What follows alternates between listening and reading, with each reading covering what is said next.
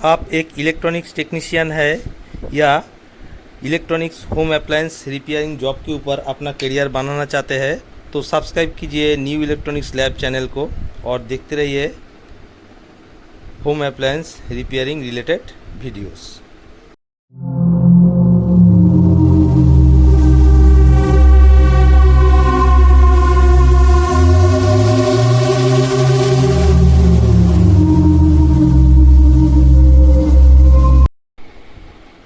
Friends, new electronics lab channel में आप लोगों का मैं हार्दिक स्वागत करता हूँ। देखिए, ये एलसीडी जो टीवी होता है उसका एक बेसिक पार्ट मैं बना रहा हूँ। देखिए, आज का हमारा जो डिस्कस है वो पैनल के ऊपर है। मतलब इसका पैनल में दो पार्ट होता है, एक होता है इसका बैकलाइट पोर्शन और एक होता है इसका टीएफटी ग्लास पैनल जिसमें ग्राफिक्स बनता है। तो बैकलाइट पोर्शन तो ये है। देखिए, मैं इस पावर ऑन करता हूँ, जो बैकलाइट मदरबोर्ड से ड्राइव होके चलता है। देखिए, ये बैकलाइट पोर्शन है और टीएफटी पोर्शन भी मैं आपको दिखा देता हूँ।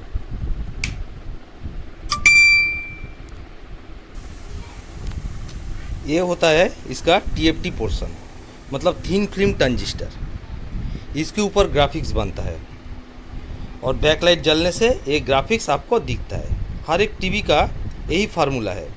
मतलब पीछे से बैकलाइट जलेगा और टीएफटी पोर्शन में जब ग्राफिक्स बनेगा वो ग्राफिक्स आपको दिखेगा। आपका जो बैकलाइट पोर्शन है उसमें क्या क्या चीज़ रहता है मैं आपको एक बार उसको दिखा देता हूँ। देखिए, उसमें तो बैकलाइट रहता ही है। बैकलाइट आपको या एज में रहेगा, मतलब साइड में रहेगा, जो एज एलईडी बैकलाइट स्ट्रिप है। जैसे मैं आपको दिखा देता हूँ। देखिए, जैसे ये एक एज एलईडी का बैकलाइट स्ट्रिप है, ये एक एज एलईडी का बैकलाइट स्ट्रिप है। मतलब इसमें एलईडीज लगा हुआ है।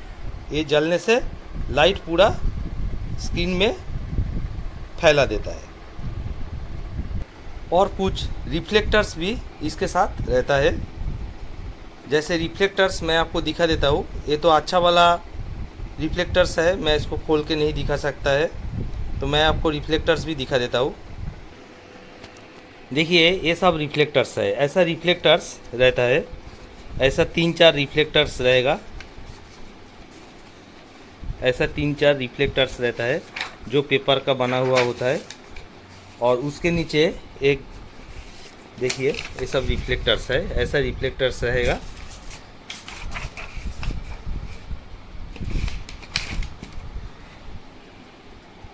देखिए, उसके नीचे एक फाइबर का ग्लास शीट रहता है जिसका एक तरफ घिसा हुआ है और एक तरफ सरफेस उसका एकदम प्लेन होता है।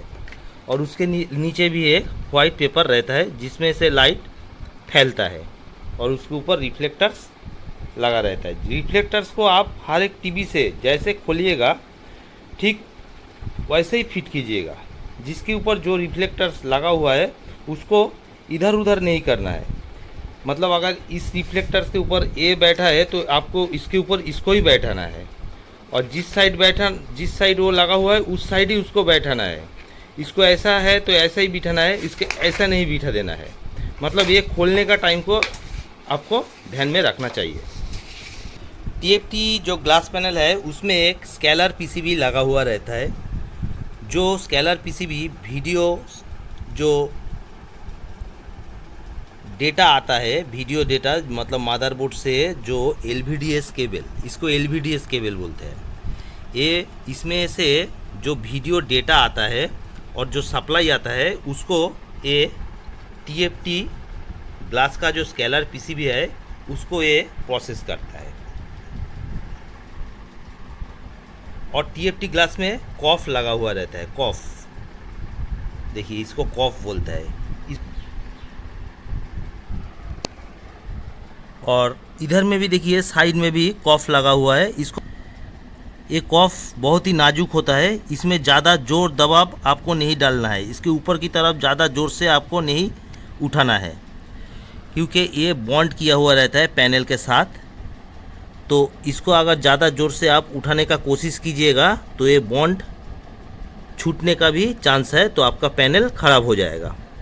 और ये जो कॉफ है, हर एक कॉफ के बीच में देखिए एक चिप फिट किया हुआ है। देखिए ये चिप है, मतलब चिप ऑन फ्लेक्स। देखिए इसके नीचे एक चिप लगा हुआ है, तो इसको बोलते हैं कॉफ, मतलब चिप ऑन फ्लेक्स। फ्लेक्स के ऊपर एक चिप बैठा हुआ है, जो चिप डेटा सिग्नल को प्रोसेस डिकोड करके उसको ग्राफिक्स में कन्वर्ट कर देता है। उसका काम है ग्राफिक्स को वर्टिकली डिकोड करना, मतलब वर्टिकली फैलाना होता है ग्राफिक्स को। हर एक कॉफ का एक पोर्शन होता है टीएफटी ग्लास में। एक कॉफ इतना तक इसका ग्राफिक्स को फैलाएगा, और वाई कॉफ जो होता है वो भी, मानिए इसमें 3 वाई कॉफ लगा हुआ है। जैसे देखिए इसमें 3 वाई कॉफ लगा हुआ है, 1 2 3। तो 3 वाई कॉफ मिलके इस पैनल का हॉरिजॉन्टली 3 पार्ट को डिस्प्ले करेगा। मतलब अगर एक ऑफ ख़राब हो गया तो आपका बीच का पोर्शन डिस्प्ले आएगा नहीं। वैसे ही एक्स कॉफ भी ऐसा काम करता है। इसमें देखिए 1 2 3 4 5 6 एक्स कॉफ लगा हुआ है, जो वर्टिकली 6 पोर्शन को ग्राफिक्स को फैलाएगा। अगर एक कॉफ आपका ख़राब हो गया तो इस पोर्शन में पिक्चर बनेगा नहीं। मैंने पैनल को पूरा उल्टा कर दिया। देखिए अभी जो स्केलर पीसीबी है उसमें क्या क्या चीज़ रहता है। ये जो स्केलर पीसीबी है इसमें एक टीकॉन आईसी रहता है, मतलब टाइमिंग कंट्रोल प्रोसेसर रहता है, जो ही डेटा सिग्नल को प्रोसेस करता है, मतलब कॉफ के लिए। देखिए मैंने आपको बताया था कॉफ में एक चिप लगा हुआ रहता है, हर एक कॉफ में एक चिप लगा हुआ रहता है। देखिए मैं जूम करके आपको दिखा देता हूँ। देखिए यही चिप है जो कॉफ में लगा हुआ रहता है, और इसमें एक डीसी टू डीसी आईसी भी होता है। देखिए ये डीसी टू डीसी आईसी है।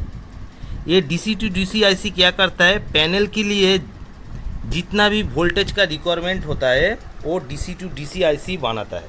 सारा कैपेसिटर, रेजिस्टेंस, ये डायोड, ये सब भी लगा हुआ रहता है, मॉसफेट भी रहता है। ठीक है, वो आपको काम करते करते पता चल जाएगा। ये मैं बेसिक बना रहा हूँ, इसमें ज़्यादा डिस्कस नहीं करूँगा। एलवीडीएस जो केबल होता है इसमें से डेटा सिग्नल जाता है, मतलब जो डेटा सिग्नल RGB का जो डेटा सिग्नल होता है वही डेटा सिग्नल एलवीडीएस से जाता है। और इसके साथ एक VCC, मतलब पैनल के लिए एक DC वोल्टेज जाता है, जो DC वोल्टेज 3.3 वोल्ट, 5 वोल्ट या 12 वोल्ट होता है। मतलब वो पैनल की अनुसार होता है कि इस पैनल को, इस TF2 ग्लास को चलने के लिए इसको कितना वोल्टेज चाहिए।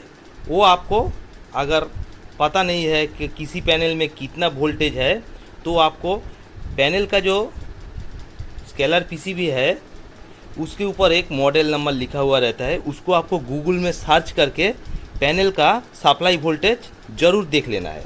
वो सप्लाई वोल्टेज कभी भी गलत इनपुट नहीं होना चाहिए। मतलब अगर 3.3 वोल्ट का ये पैनल है तो एलवीडीएस केबल से 3.3 वोल्ट ही आना चाहिए, 5 वोल्ट नहीं आना चाहिए। 5 वोल्ट अगर आएगा तो डीसी टू डीसी आईसी सबसे पहले फायर होगा। 5 वोल्ट का पैनल है तो उसमें 12 वोल्ट नहीं आना चाहिए। तो डीसी टू डीसी आईसी सबसे पहले जो पैनल में गलती अगर आप करेंगे तो पैनल में जो चीज़ फायर होगा एकदम 100% वो डीसी टू डीसी आईसी आपको फायर हो जाएगा। और अगर डीसी टू डीसी आईसी आपको फायर हो जाए तो इसका मिलना भी बहुत मुश्किल हो जाता है, फिर आपको मॉडिफिकेशन करना पड़ेगा, मतलब तामझाम आपका बहुत ज़्यादा बढ़ जाएगा। तो पैनल में अगर आपको वोल्टेज इनपुट करना है तो आपको जानना है कि पैनल कितना वोल्टेज का है। उसके लिए पैनल के जो स्केलर पीसीबी है उसके ऊपर एक मॉडल नंबर लिखा हुआ रहता है। चलिए मैं मॉडल नंबर आपको दिखा देता हूँ। इस पैनल का मॉडल नंबर देखिए, आपको थोड़ा देखना है। देखिए इधर में मॉडल नंबर लिखा है इस पैनल का। देखिए ये उल्टा दिख रहा है। देखिए CP215FA04SE, इसको ही आपको गूगल में लिखना है। अगर इसको आप गूगल में लिखेंगे और सर्च मारेंगे तो आपका इस पैनल का पूरा डेटा शीट आ जाएगा आपका सामने। तो उससे आपका पैनल का पूरा डिटेल्स पता चल जाएगा कि पैनल में कितना वोल्टेज इनपुट करना है। खास बात पैनल में वोल्टेज इनपुट करना है। वोल्टेज में अगर आप गड़बड़ी करेंगे तो एक भी स्कोप आपको नहीं मिलेगा, आपका पैनल तुरंत ही खराब हो जाएगा।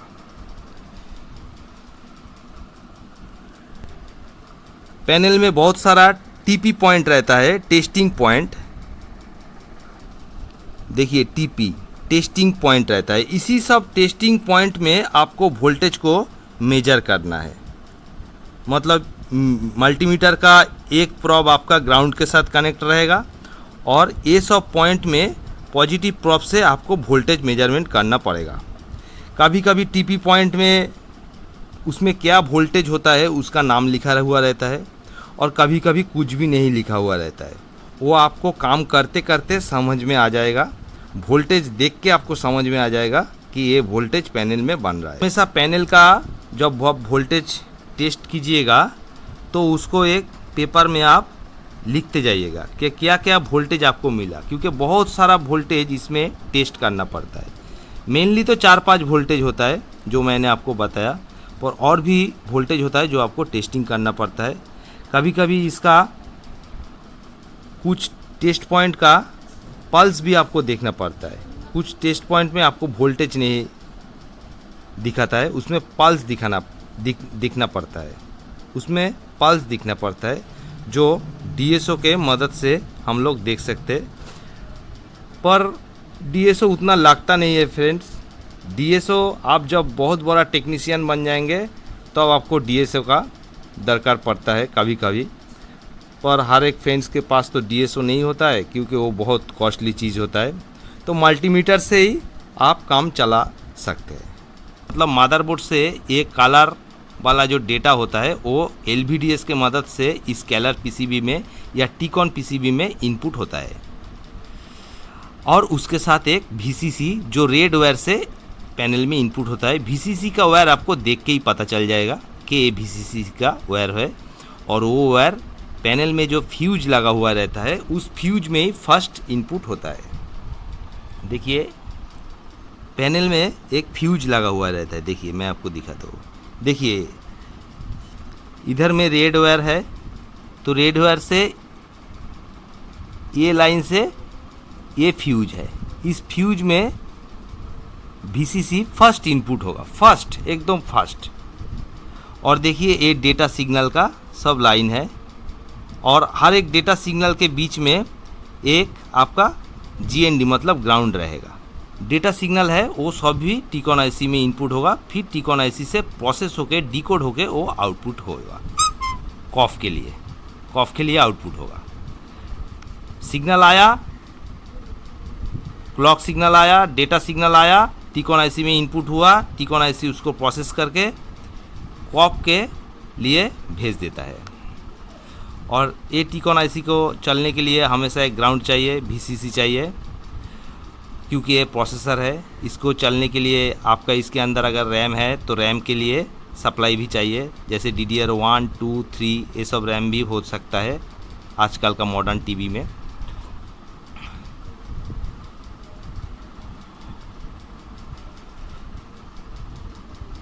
आपको पता कैसे चलेगा कि ये टीकॉन आईसी है या DC to DC आईसी है?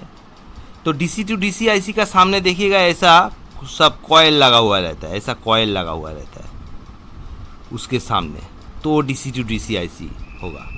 और VCC सप्लाई जो होता है उसको आप अगर मीटर से मेजरमेंट करेंगे तो DC सप्लाई पैनल का जो होता है 3.3 वोल्ट, 5 वोल्ट या 12 वोल्ट जो भी है, जिस पैनल में जो भी सप्लाई है, वो सबसे पहले आपको कॉन्टीन्यूटी से ये जो DC to DC आईसी का जो पिन है उस पिन में आपको कॉन्टीन्यूटी से मेजर करना है। सप्लाई सबसे पहले DC to DC आईसी में ही जाता है। ये जो डेटा सिग्नल होता है ये डेटा सिग्नल टीकॉन आईसी में जाएगा। अगर आप किसी भी डेटा सिग्नल का लाइन से कॉन्टीन्यूटी टीकॉन आईसी में देखेंगे तो टीकॉन आईसी में उसका कॉन्टीन्यूटी मिल जाएगा।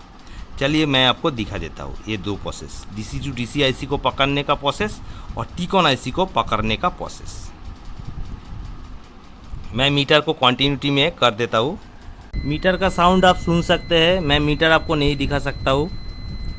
देखिए कॉन्टिन्यूटी का साउंड आ रहा है, साउंड को आप फॉलो कीजिए। एक पॉप को फ्यूज में टच करना है। देखिए मैं फ्यूज में टच कर रहा हूँ क्योंकि फ्यूज में VCC आता है। और दूसरे पॉप से आपको DC टू DC IC जो होता है उसका हर एक पिन में आपको टच करना है। देखिए मैं टच करते जा रहा हूँ।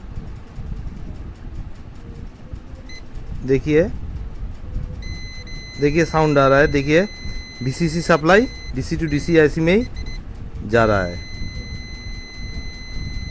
ये सप्लाई एकदम ये LVDS जो कनेक्टर होता है ये LVDS कनेक्टर से ही जाता है। देखिए LVDS कनेक्टर में भी कॉन्टिन्यूटी का साउंड आपको सुनाई दे रहा है। तो सप्लाई इधर ही जाएगा सबसे पहले DC टू DC IC में। और देखिए जो डेटा सिग्नल है उसको टीकॉन IC में भी जाएगा, डेटा सिग्नल टीकॉन IC में जाएगा। तो इससे पता चल जाता है ये DC टू DC IC है क्योंकि सप्लाई VCC सप्लाई जो है वो DC टू DC इस IC में जा रहा है। तो यही DC टू DC IC है, ये कॉन्फर्म हो जाता है। अभी चलिए हम लोग एक डेटा सिग्नल का लाइन को पकड़ लेता है। जैसे एक डेटा सिग्नल का पेयर हो गया 0 - 0+। चलिए उसको पकड़ते हैं। ए पॉइंट का ग्राउंड है वो मैं कंफर्म कर लेता हूँ। देखिए इस पॉइंट पे मैंने टच किया, नहीं ये पॉइंट ग्राउंड नहीं है, मैंने ग्राउंड के साथ टच करके देख लिया, मतलब ये डेटा सिग्नल है। कोई भी डेटा सिग्नल है, ये डेटा सिग्नल है। चलिए टीकॉन IC में टच करते हैं। इसको टीकॉन IC में ही जाना चाहिए सबसे पहले।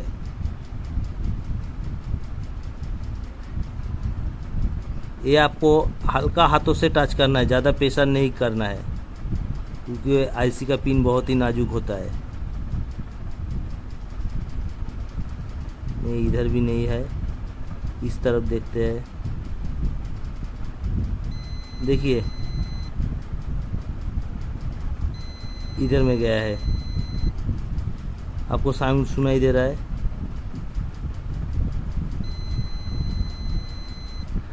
और एक डेटा सिग्नल देखते हैं, ये वाला एक डेटा सिग्नल को देखते हैं।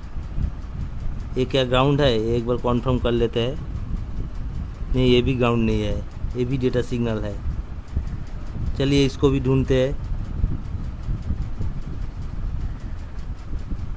देखिए इस तरफ है,